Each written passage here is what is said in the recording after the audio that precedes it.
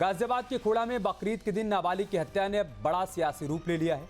वारदात के बाद जहां इलाके में तनाव है और हिंदू संगठन प्रदर्शन कर रहे हैं, तो वहीं लखनऊ से लेकर दिल्ली तक सियासी गलियारों में जुबानी जंग भी छिड़ गई है। डिप्टी सीएम केशव प्रसाद मौर्य ने घटना पर दुख जताया। डिप्टी सीएम ने कहा कि जो मन में जहर भरा हुआ था वही आज हत्या के रूप में बाहर निकला है। वहीं एसबीएसपी के अध्यक्ष ओम प्रकाश राजभर ने सीधे समाजवादी पार्टी पर हमला बोला। राजभर ने कहा कि सपा का MY समीकरण ही प्रदेश में अपराध को बढ़ावा दे रहा है। उधर समाजवादी पार्टी और कांग्रेस ने घटना को मजहबी रंग दिए जाने पर सवाल उठाए।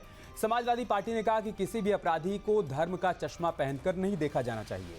वहीं कांग्रेस ने बीजेपी पर मामले को सांप्रदायिक रंग देकर असली दोषियों को बचाने की कोशिश के आरोप लगाए हैं।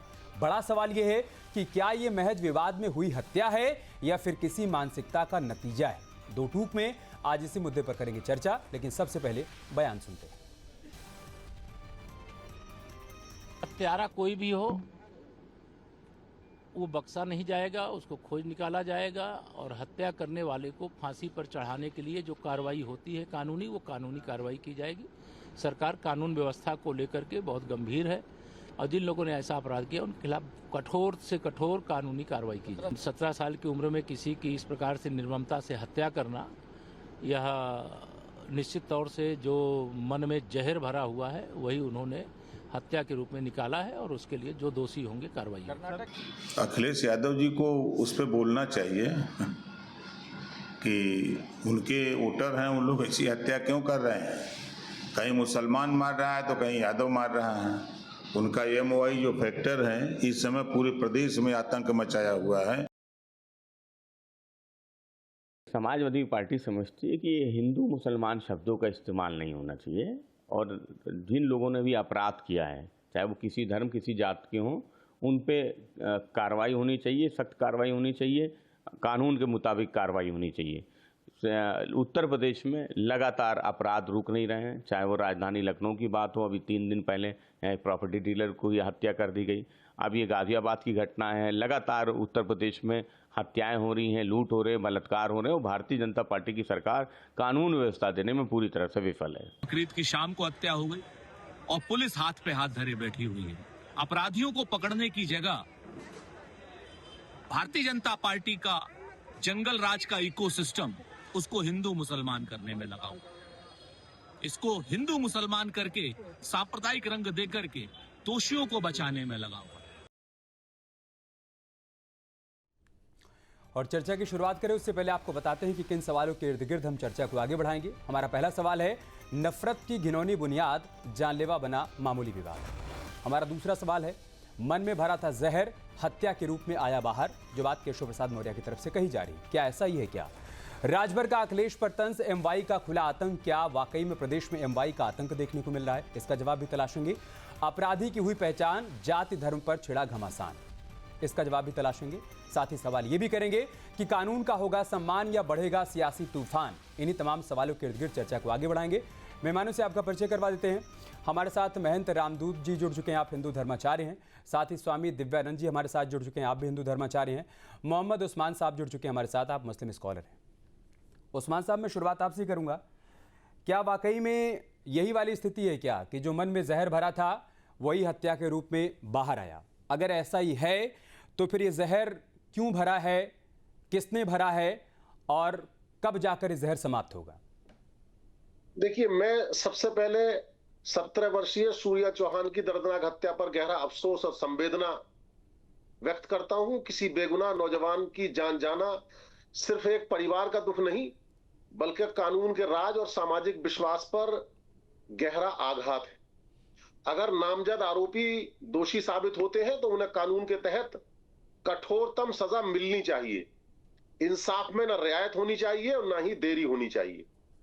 मेरा मानना है कि इस घटना पर जो हम और आप बात कर रहे हैं, सिर्फ ये बहस सूर्या के इंसाफ पर हो, समुदाय बनाम समुदाय पर नहीं होनी चाहिए।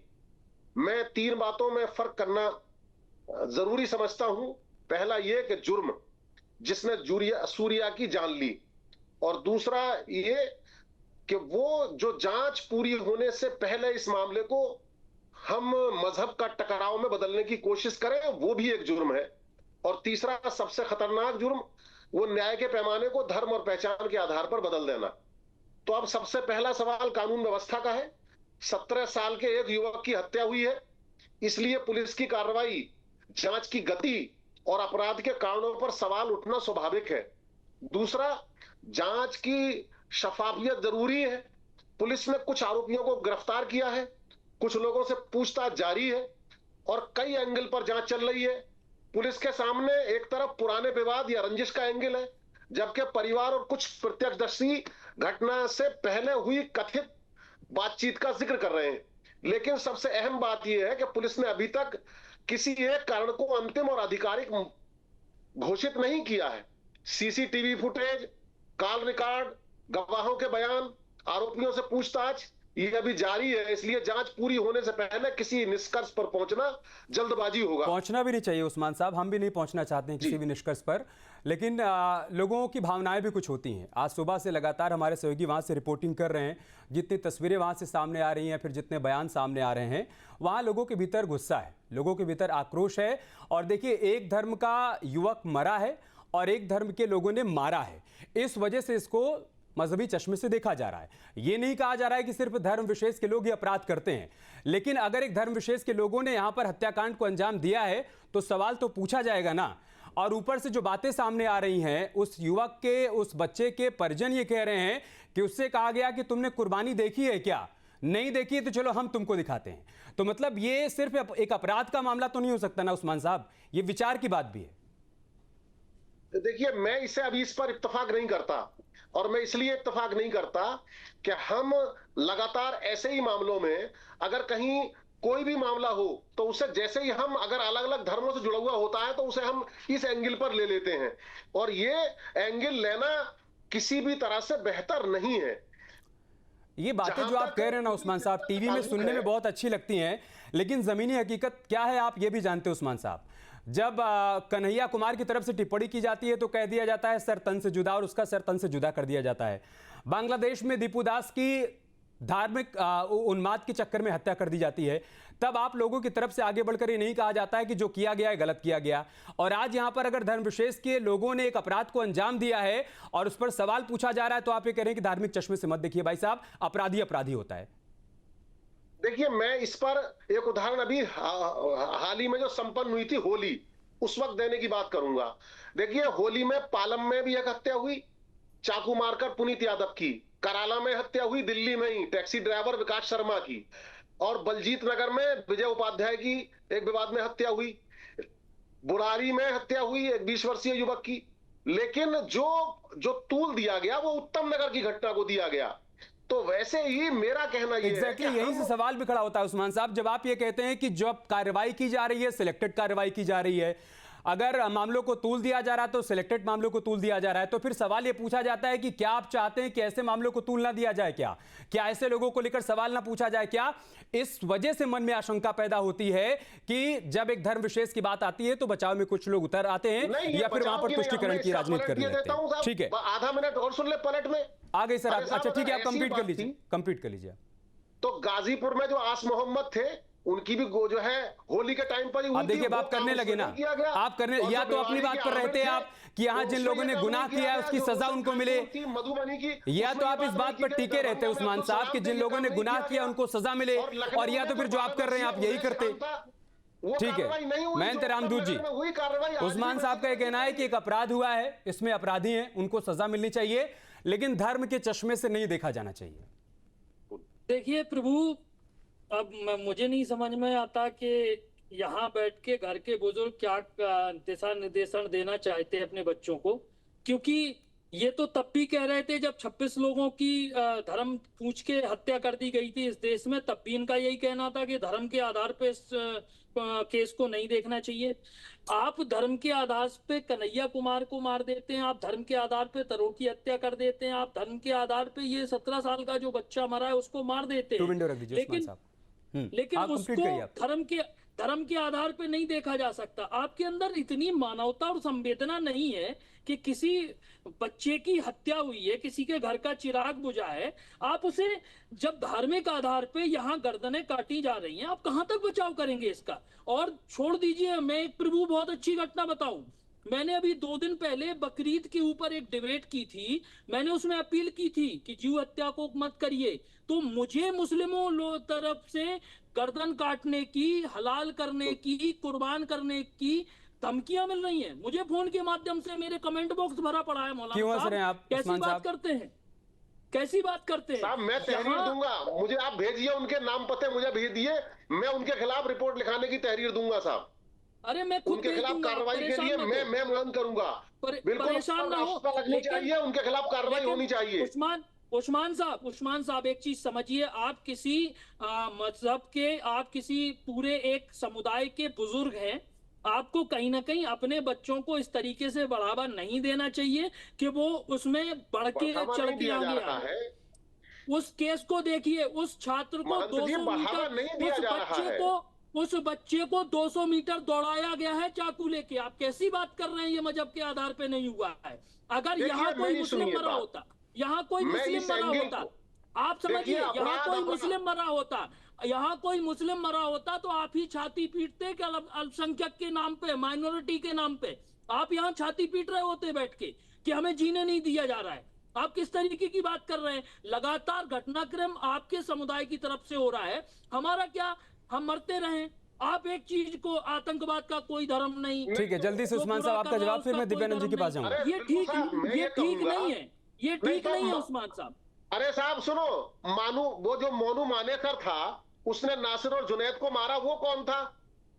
और अगर जो है पुणे में एक युवक की हत्या की गई तो देखिए, उसके मारने, आप एक चीज समझिए मौलाना जो साहब, बुलंदशहर में फेरी वाला अरे यूसुफ था, उस्मान साहब उसको सुन मारने लीजिए, वाले कौन अब थे? एक मिनट लखनऊ सुन का लीजिए। 12 साल का बच्चा था उनैज खान, उसके मारने वाले कौन थे? दरभंगा के अरे अब्दुल उस्मान सलाम साहब को सुन मारने वाले लीजिए, कौन थे? सुन मधुबनी लीजिए, में सुन गोली लीजिए, मारने सुन वाले लीजिए, मारने सुन वाले कौन लीजिए। थे? भिवाड़ी में आमिर को गोली मारने वाले कौन थे? गाजीपुर में लीजिए। 60 वर्षीय आस मोहम्मद को अरे मारने वाले सुन कौन तो थे? लीजिए, मेरे पास देखिए, 500 मेरा उदाहरण कहना है, है धर्म के मेरे आधार पास पर 500 नहीं। उदाहरण है, कहां तक बात करेंगे नहीं, आप? उनकी कहां हत्या तक धर्म बात के करेंगे? आधार मेरे पर पास नहीं, 500 लेकिन मैं कह उदाहरण है। रहा हूं, वो लोग अपराधी हैं, अपराधी हैं, अपराधी हैं, और अपराधी को धर्म के चश्मे से नहीं देखा जाना चाहिए। बिल्कुल सही देखा कह रहे हैं जाएगा, उस्मान साहब आप, देखा जाएगा। लेकिन आप सहूलियत का एक चश्मा भी मिनट नहीं मुझे पहनना दीजिए। चाहिए, सहूलियत एक का मिनट चश्मा भी दीजिए। नहीं पहनना चाहिए कि जब अखलाक की बात हो तो ये कहा जाए कि उसको इसलिए पीट पीट कर मार दिया गया कि वो मुसलमान था, और जब किसी हिंदू की हत्या हो जाए तो आप ये कहिए कि नहीं नहीं भाई साहब आप ये धर्म का चश्मा मत पहनिए। इसलिए कह रहे हैं कि सहूलियत का चश्मा भी नहीं पहनना चाहिए,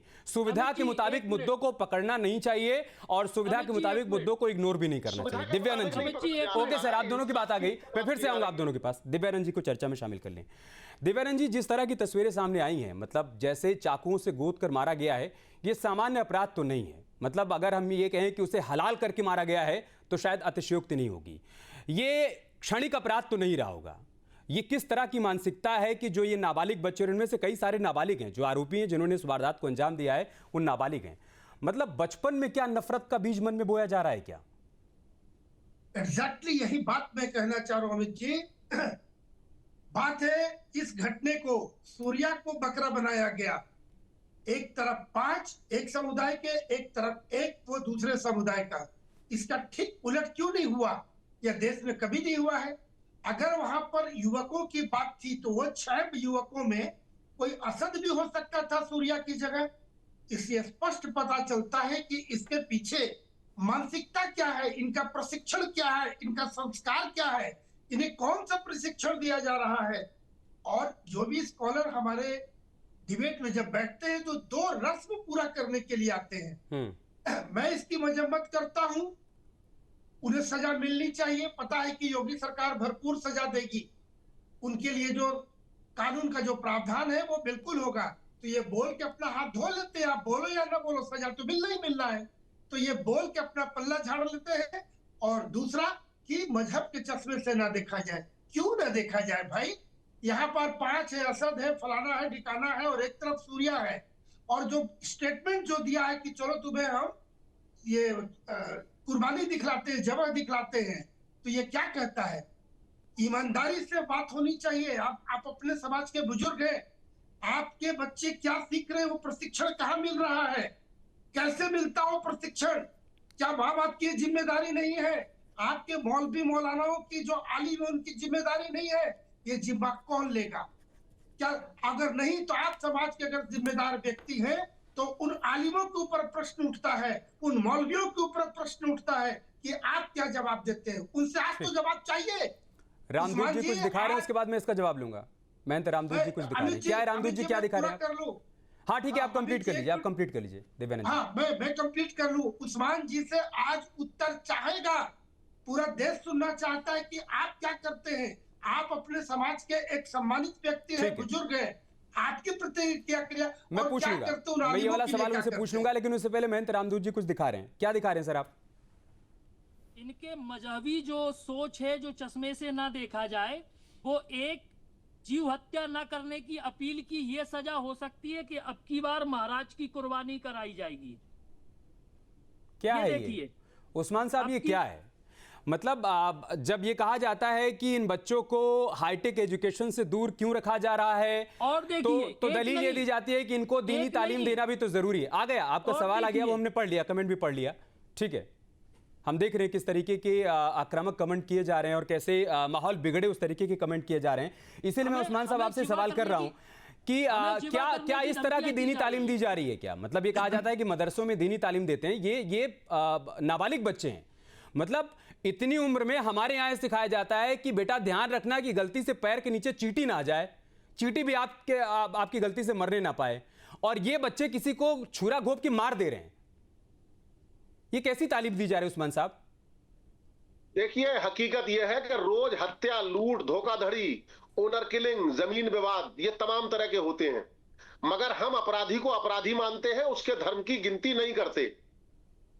और कई बार शुरुआती आरोप और सोशल मीडिया के दावे कुछ और बताते हैं, बाद में जांच में तस्वीर अलग निकलती है। उस्मान साहब गूगल करिएगा ना, गूगल करिएगा तो मुस्लिम स्कॉलर के, मुस्लिम धर्मगुरुओं के 1 लाख बयान सामने आ जाएंगे जिसमें उन्होंने कहा है कि सिलेक्टेड कार्रवाई की जा रही। भाई साहब, मुसलमानों को चुन चुनकर टारगेट पर लिया जा रहा है, उनके घर गिराए जा रहे हैं, और जब इस तरीके की कोई वारदात होती है तो आप कहते हैं कि नहीं आप धर्म का चश्मा मत लगाइए। पीड़ित का धर्म नहीं देखें, उसका दर्द देखें, और आरोपी का भी धर्म नहीं सबूत देखें। हम भी यही कह रहे हैं, अपराधी चाहे, हम भी यही कह रहे हैं उस्मान साहब, हम भी यही कह रहे हैं, लेकिन हम साथ साथ ये भी कह रहे हैं कि सिलेक्टेड नहीं होना चाहिए। सिलेक्टेड नहीं होना चाहिए कि जब बुलडोजर एक्शन हो तो कहा जाए कि फलनवा मुसलमान था इसलिए उसके घर पे बुलडोजर चला दिया गया, फिर ये नहीं कहा जाना चाहिए। कितने सजा याफ्ता लोग जब जमानत से छूटकर आते हैं या जेल से छूटकर आते हैं, उनके सार्वजनिक तौर पर जुलूस निकाले जाते हैं। उस्मान साहब, हो सकता है आपको बुरा लगे और कड़वा भी लगे, आप लोगों की तरफ से ऐसी घटनाओं पर मजम्मत नहीं की जाती है, शायद इस वजह से भी ऐसे लोग मनबड़ होते जा रहे हैं। मतलब उदयपुर में जब कन्हैया कुमार का गर्दन काटी गई तो जिस जैसी मजम्मत होनी चाहिए थी नहीं हुई, और जब मुस्लिम धर्म गुरुओं को, स्कॉलर को आगे आकर ऐसी घटनाओं की निंदा करनी चाहिए नहीं की जाती, शायद इस वजह से भी ऐसे परिणाम सामने आते हैं। मैं तो जहां से ये शुरू हुआ है वहीं से बात साफ कर देता हूं, सूर्या चौहान को इंसाफ मिले, उसके परिवार को न्याय मिले, दोषियों को ऐसी सजा मिले जो समाज के लिए मिसाल बने। ठीक है, रामदूत जी कुछ कहना चाहते हैं? कि हम न्याय चाहते हैं या नफरत की सियासत? एक अपराधी का बचाव गलत है, पर एक अपराधी के गुनाह का बोझ पूरे समुदाय पर डालना बहुत बड़ी नाइंसाफी है। अपराध के खिलाफ हमें एकजुट होना चाहिए। समय चाहिए बस। जी जी, खिलाफ नहीं। ठीक है रामदूत जी, उस्मान साहब सुन लीजिए, अब थोड़ा सुन लीजिए, किसी धर्म का नहीं, थोड़ा सुन लीजिए। उनका फतवा जारी क्यों नहीं करवाते? एक मिनट बस प्लीज सुन लीजिए। देखिए उस्मान साहब, इस भारत देश में सैकड़ों हत्याएं होती है रोज, लड़ाई झगड़े में कई तरीके में, लेकिन अगर सर तन से जुदा कह के किसी का गला काट दिया जाएगा तो वो धर्म और मजहब से जोड़ा जाएगा। सुन लीजिए, अगर किसी का धर्म जान के गोली मार दी जाएगी तो वो मजहब से जोड़ा जाएगा। अगर किसी को दौड़ा के होली या दिवाली के मौके पर मार दिया जाएगा तो वो मजहब से जोड़ा जाएगा। अगर पानी के चंद छींटे पड़ने से किसी को अगर मार दिया जाएगा तो वो मजहब से जोड़ा जाएगा। गलत है, पूरा परसेप्शन वो गलत है। बिल्कुल सही है, बिल्कुल सही है। पूरी जांच गलत है, पूरा परसेप्शन गलत है। जैसे प्रवक्ता को उससे विपरीत है। सुन लीजिए, ऐसा नहीं है, जैसे प्रवक्ता को ऐसा नहीं है। लोगों को संतुष्ट करने के लिए गलत कार्रवाई की गई है, तो वो मजहब से जोड़ा जाएगा। लोगों को संतुष्ट करने के लिए गलत कार्रवाई की गई है, दबाव में कार्रवाई की। अच्छा उस्मान साहब सीधा सवाल है, सीधा जवाब दीजिए। उस्मान साहब 1 सेकंड, उस्मान साहब सीधा सवाल है, सीधा जवाब दीजिए। आप ये कह रहे हैं कि धर्म से जोड़ के ना देखा जाए, आप मुझे बताइए कि कन्हैया कुमार को क्यों मारा गया था? आप मुझे बताइए कि बांग्लादेश में दीपू दास को क्यों मारा गया था? हम नहीं जोड़ेंगे धर्म से, आप बताइए। बस आपको सिर्फ इतना याद है? नहीं, पहले आप मुझे जो याद है उस पर जवाब देंगे आप, या आप इसको भूल गए? अरे सुन तो ले, आप इसको भूल गए? अमित जी देखिए, शुक्ला जी, मैं बड़ी सीधी सी बात कहना चाहता हूं, अगर आप इसके साथ ही उस जवान ने जो रेल में हत्या की थी अगर उसको जोड़ लेते, मैंने एक सीधा सा सवाल किया था, उसका आपने सीधा सा जवाब नहीं दिया। आप मुझे घुमा रहे हैं, जलेबी बना रहे हैं और मुझसे चाहते हैं कि मैं सीधा जवाब दूं। एक सीधे से सवाल का सीधा सा जवाब मुझे आपसे चाहिए कि कन्हैया कुमार को क्यों मारा गया? क्या धर्म के नाम पर नहीं मारा गया? क्या दीपू दास को धर्म के नाम पर नहीं मारा गया? के नाम पर, और अगर मारा गया तो फिर आप लोगों ने उसकी मजम्मत क्यों नहीं की? तब मुस्लिम धर्मगुरु या मुस्लिम स्कॉलर आगे आकर आपने ये क्यों नहीं कहा कि किसी एक की बेअदबी करने से हमारे धर्म की बेअदबी नहीं हो जाएगी, हमारा धर्म छोटा नहीं हो जाएगा? क्यों नहीं कहा आप लोगों ने? जी नहीं, असली चीज ये है कि मैं उनकी भी भर्त्सना करता हूं और मैं उन्हें भी धर्म से जोड़ना नहीं चाहता। धर्म से जोड़ा गया, धर्म से जोड़ा गया उस्मान साहब, और ये बड़ी अच्छी बात है, ये बड़ी अच्छी बात है जो आप कह रहे हैं। काश कि इसको सब लोग मानते, जिन्होंने दीपू दास की हत्या की, जिन्होंने कन्हैया कुमार की हत्या की, काश वो भी मानते, और जो उनके समर्थन में खड़े थे काश वो भी मानते। लेकिन हकीकत यह है कि नहीं मानते। मैं धर्म को बदनाम नहीं करना चाहता, मैं धर्म को बदनाम नहीं कराना चाहता किसी भी मामले में। हकीकत यह है, ठीक है, अपराधी है, हमें उसी के हिसाब से ट्रीट करना चाहिए, दिव्यानंद जी, और उसी हिसाब से हमें मानना चाहिए। क्या इसको कानून का मुद्दा नहीं मानना चाहिए, लॉ एंड ऑर्डर का मसला नहीं मानना चाहिए? जो बातें उस्मान साहब भी कह रहे हैं और जो बातें समाजवादी पार्टी की तरफ से भी, कांग्रेस पार्टी की तरफ से भी कही जा रही है। समाजवादी पार्टी कह रही है कि आप ये देखिए कि लॉ एंड ऑर्डर को सीधे तौर पर चुनौती दी गई है और वहां पर आप धर्म के चश्मे से उसको देख रहे हैं। यही बात कांग्रेस पार्टी की तरफ से भी कही जा रही है कि असल मुद्दों से ध्यान भटकाने के लिए, असल आरोपियों को बचाने के लिए धर्म के चश्मे से देखा जा रहा है। दिव्यानंद जी, अभी जी इन नेताओं को लज्जा नहीं आती है, शर्म नहीं आती है? ऐसे जगह पे राजनीतिक बात करते हैं। अभी तक सपा या कांग्रेस के कोई वरिष्ठ नेता का किसी प्रकार की प्रतिक्रिया, उनके लिए कोई दर्द भरा कोई ट्वीट भी आया है क्या? और अगर नहीं आया है तो शर्म आनी चाहिए, बोलने का अधिकार नहीं होना चाहिए। वो देखते हैं कि हमारा वोट बैंक गड़बड़ा रहा है, शर्म आती है उन्हें हिम्मत नहीं है। अगर हिम्मत होती तो एक बार खुल के कम से कम इस घटना की भर्त्सना करते। कि उनकी बड़ी चिंता की बात है कि जो यहाँ प्रवक्ता बोलते हैं वो गोल मटोल बोल के निकल जाते हैं, खुल कर क्यों नहीं बोलते? अखिलेश जी हो, राहुल जी हो, अभी तक इनका कोई प्रतिक्रिया नहीं आया है। क्यों नहीं आया है? बाकी जगह पर क्यों चुपचाप रहते हैं? मैं ये भी कहना चाहूंगा अमित जी कि जो आलिम, उनके ऊपर मैं दोबारा बोल रहा हूं, उनके ऊपर ये अच्छे समाज के जो अच्छे लोग हैं, जो वरिष्ठ लोग हैं, जो सज्जन शक्ति है इनके अंदर में, वो उन आलिमों के प्रति कहा जब वो फतवा जारी करते हैं तो वैसे अपराधियों जिसके कारण पूरा कौम बदनाम होता है उसे इस्लाम से बाहर क्यों नहीं करते? तब तो माना जाएगा ना कि पूरे कौम को नहीं बोलना चाहिए। यहाँ लोकतंत्र की हत्या हुई है, सनातन की हत्या हुई है, किसी घर के चिराग की हत्या हुई है, संविधान की हत्या हुई है, और क्या कहा जा सकता और क्या कम होगा? एक नाबालिग बालक को अगर 6 लोग मिलकर इतनी बेदर्दी से मारते हैं तो धिक्कार ऐसे समाज पर, और वैसे समाज को तुरंत सामने आना चाहिए। ऐसे परिवारों के खिलाफ क्यों नहीं फतवा जारी कर देते हैं? फिर ऐसे लोगों के खिलाफ आप लोग फतवा क्यों नहीं जारी कर देते हैं जो बात बात में फतवा जारी करते हैं? जो ऐसी कोई वारदात होती है तो कहते हैं कि धर्म के चश्मे से उसको मत देखिए, लेकिन जब धर्म पर कोई सवाल उठता है तो तुरंत धर्म का चश्मा ओढ़ लेते हैं। उन लोगों के खिलाफ फतवा क्यों नहीं जारी कर देते? देखिए, उनके खिलाफ बिल्कुल पक्का फतवा है, और केवल फतवा तो होता है एक राय भर, किसी आलिम की राय भर होती है किसी खास मामले में। एक जो सबसे बड़ा जो फतवा है वो मेरा है कुरान, और कुरान में साफ कह दिया गया है कि अगर किसी ने किसी एक बेगुनाह इंसान का कत्ल किया तो गोया उसने सारी इंसानियत का कत्ल किया।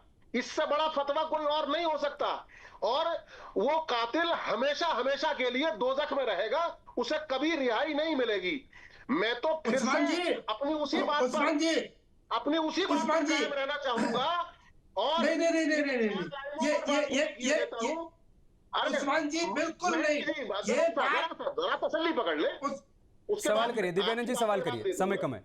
देखिए मैं ये पूछ रहा हूँ कि उस्मान जी आप कह रहे हैं कि वहां पे जो है होती है तो उसको पालन करने वाला जो किताब में लिखा है उसे पालन कौन करेगा? सिर्फ किताब में लिखने से नहीं होता है। जो मकसद अगर सूर्या को इंसाफ है, आपका जो कानून बनाया गया है धार्मिक दृष्टिकोण से, उसे पालन कौन करेगा? पालन करने मकसद सूर्या को इंसाफ है उस्मान साहब, लेकिन दिव्यानंद जी कह रहे हैं कि जो किताब में लिखा हुआ है उसे तो किताब में बंद करके रख देते हैं, और अगर उसका पालन नहीं किया जा रहा है तो पालन करवाने की जिम्मेदारी किसकी है? बिल्कुल कानून से मिलेगा इंसाफ। इंसाफ अगर हमें करना है तो कानून से मिलेगा, संविधान से मिलेगा। हमें उसी की बात करनी है, क्योंकि ये जो भी दाग लगता है ऐसे अपराध का, वो तिरंगे पर लगता है वो दाग। और सुनने में कानों को सब कुछ बहुत अच्छा लगता है, लेकिन हकीकत से सब बहुत परे है उस्मान साहब। जमीनी हकीकत इससे बिल्कुल अलग है। जितनी अच्छी अच्छी बातें भी आप टीवी पर कर रहे हैं। रामदूत जी कुछ कहना चाहते हैं जी। अच्छा उस्मान साहब, आपने कुरान का जिक्र किया, मैं ये पूछना चाहता हूँ, यहाँ कुरान के अनुरूप हत्या एक मासूम की हुई है या एक काफिर की हुई है? सिर्फ इतना सा जवाब दे दीजिएगा मुझे। देखिए मेरी सुनिए बात, कानून हो या कुरान, समझते रहना बात। मैं कुरान की बात की आपने, मैं कुरान के अनुरूप पूछ रहा हूं। तुम पर यह आरोप है वो अपनी सफाई दे।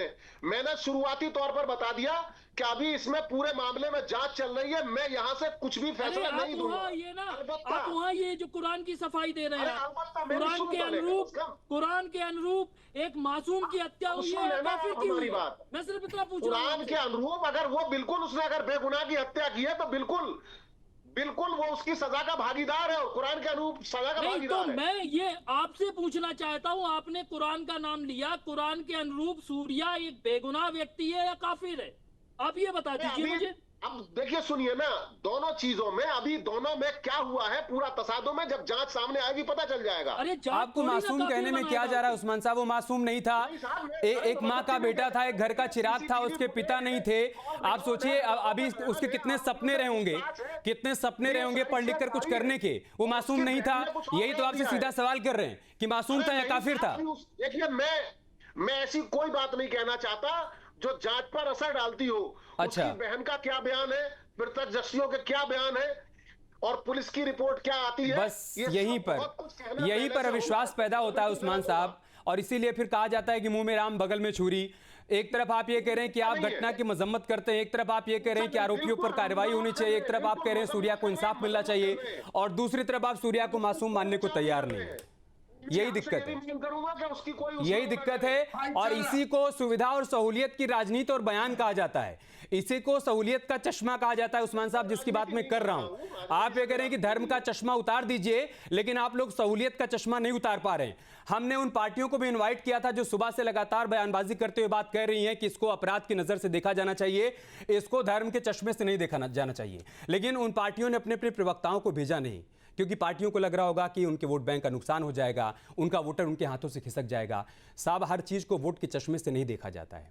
एक माँ का बेटा गया है, एक परिवार का चिराग गया है। इस वक्त आप सबको एक सुर में उस परिवार के साथ खड़े होना चाहिए और कहना चाहिए कि सूर्या को इंसाफ मिलना चाहिए। जिन लोगों ने भी गुनाह किया है, उनका कोई भी धर्म हो, कोई भी जाति हो, उनको सजा मिलनी चाहिए।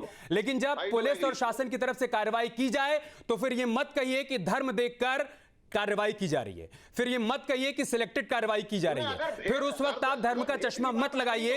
ये हम आपसे भी कहना चाहेंगे, उन राजनीतिक दलों से भी कहना चाहेंगे, उस्मान साहब आपसे भी कहना चाहेंगे। और जो लोग इस तरीके की वारदातों को अंजाम दे रहे हैं, आप सब लोग सामूहिक तौर से उनकी मजम्मत करिए। ऐसे परिवारों को भी सीख दीजिए कि अपने बच्चों को उनको क्या सीख देनी चाहिए। दीनी तालीम के साथ साथ उनको नैतिकता भी सिखाइए, उनको सामाजिकता सिखाइए, उनको इंसान बनाइए। बहुत बहुत शुक्रिया आप सभी का हमारे साथ जुड़ने के लिए, चर्चा का हिस्सा बनने। आपके मोबाइल पर तुरंत आएगी ब्रेकिंग न्यूज, स्क्रीन पर सबसे पहले दिखेगी बड़ी खबर, देश दुनिया की हर खबर एक जगह। अब आपके मोबाइल पर तुरंत फटाफट इंस्टॉल कीजिए न्यूज नेशन ऐप और रखिए खुद को अपडेट।